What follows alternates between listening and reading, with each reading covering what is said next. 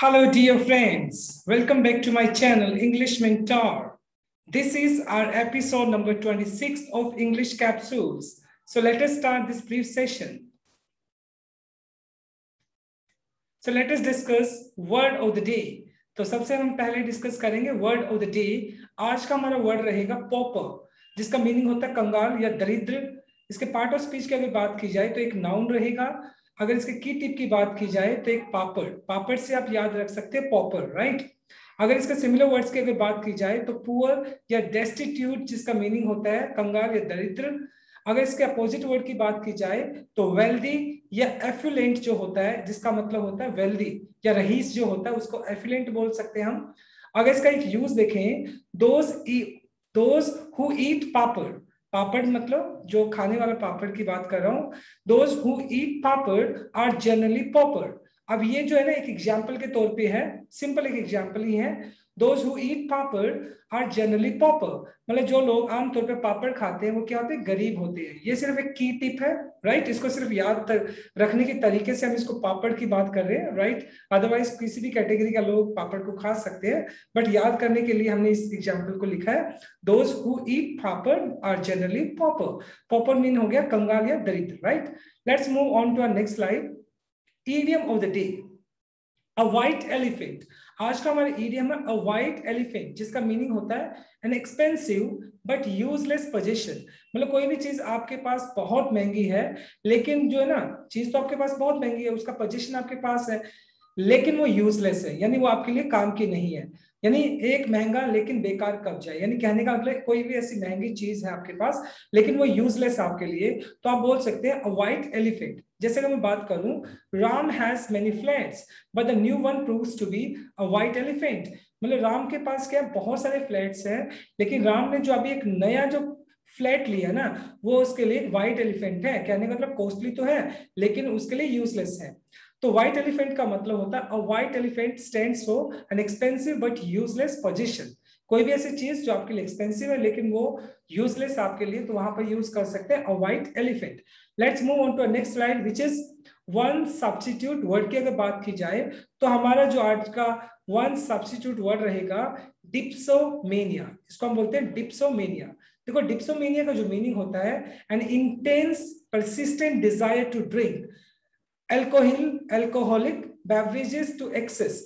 मतलब जब कोई ऐसा इंसान जिसको परसिस्टेंट कर लगातार ड्रिंक करने की, अल्कोहलिक का मतलब ये जो लिकर होता है, दारू होता है, उसकी तीव्र इच्छा होती है, उसको पीने की ज्यादा इच्छा होती है, उसको हम बोलते हैं डिप्सोमेनिया। देखो अधिक से अधिक मादक पेय पीने की तीव्र इच्छा, जिसको आप बोलते हैं डिप्सोमेनिया। एक ऐसा इंसान जिसके अंदर परसिस्टेंट डिजायर होती है अल्कोहलिक जो बेवरेजेस है उसको पीने की, तो हम उसको बोलते हैं डिप्सोमेनिया, राइट। अब बात कर लेते हैं आज का एक फ्रेजल वर्ब जो हमारा है, वो है क्रीप इनटू। वैसे क्रीप इनटू का मतलब होता है, देखो क्रीप होता है वैसे रेंगना होता है, जिसे जनरली अपने स्नेक को देखा हुआ रेंगते हुए, तो क्रीप का मतलब है रेंगना। बट यहाँ पे इसका मीनिंग है क्रीप इनटू का मतलब बिकम नोटिसेबल इन समथिंग। मतलब जब कोई भी चीज आपके नोटिस में आती है तब आप यूज कर सकते हो क्रीप इनटू, राइट। जैसे अगर मैं बात करता हूँ an angry tone cracked into her voice, यानी जो वो बात कर रही थी तो उसकी जो एंग्री टोन थी ना, तो उसके अंदर क्या था, मतलब angry tone cracked into her voice. कहने का मतलब उसकी बोलने में जो एंग्री टोन है वो क्या होगी, नोटिसेबल होगी। यानी वो एंग्री टोन उसकी वॉइस के अंदर दिखाई दे रही थी, वो नोटिसेबल होगी। तो क्रीप इनटू का मतलब होता है become noticeable in something, right. Let's move on to next slide which is grammar tip of the day. अब बात कर लेते हैं grammar tip of the day. एक सेंटेंस हमारे पास देखते हैं, दिस इंस्टीट्यूशन, ये जो इंस्टीट्यूशन है, has founded by some noble souls for the welfare of the poor and disabled people, right. देखिए this institution has founded, found देखो फाउंड अगर मैं बात करता हूं, फाउंड फर्स्ट फॉर्म हो गया, सेकंड फॉर्म इसकी फाउंडेड हो गया, और थर्ड फॉर्म भी इसकी फाउंडेड होती है।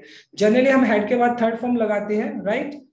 लेकिन अगर हम इस पार्ट को देखें, the institution has found it, institution थोड़ी फाउंड करेगा, इंस्टीट्यूशन को फाउंड किया गया ना, तो यहाँ पर तो पैसिव स्ट्रक्चर आना चाहिए, तो यहाँ पर हैड नहीं आएगा, बल्कि इंस्टीट्यूशन सिंगुलर है तो पास्ट सेंटेंस है तो यहाँ पर वॉज आना चाहिए, और वॉज के बाद आपका V3 आना चाहिए। अकॉर्डिंग टू पैसिव स्ट्रक्चर अगर बात करते हैं तो बी का जो पास्ट फॉर्म होता है वो वॉज होता है, और उसके बाद हम थर्ड फॉर्म लगा देते हैं, तो यहाँ पर होना कैसे था, this institution was founded is the correct answer. देखो here passive voice simple past should be used, तो इस वजह से क्या होना चाहिए, द इंस्टीट्यूशन वॉज फाउंडेड आना चाहिए, और बी का जो पास्ट फॉर्म होता है वॉज होता है, और पैसिव में हमेशा बी के बाद थर्ड फॉर्म आप यूज कर लेते हो, तो this is the correct answer, right. So this is grammar tip of the day. Let's move on to our next slide which is daily use sentences, and I guarantee my dear students, if you use these daily use sentences, your English will be very effective and you can impress other. So let us start these daily use sentences. देखिए सबसे पहले अगर मैं बात करता हूँ try again, अगर मान लो कोई कोशिश कर रहा है वो फेल हो गया तो आप उसको बोल सकते हैं दोबारा प्रयास करो यार, try again आप बोल सकते हैं। बी रिस्पॉन्सिबल, बी रिस्पॉन्सिबल का मतलब जब आप सामने वाले को बोलते हो कि आप भी उत्तरदायी बनो किसी चीजों के लिए, आप भी रिस्पॉन्सिबिलिटी को लो ना, बी रिस्पॉन्सिबल आप बोल सकते हैं। गो नाउ, जब सामने वाले को बोलते हैं अभी आप वहां पर जाओ, गो नाउ।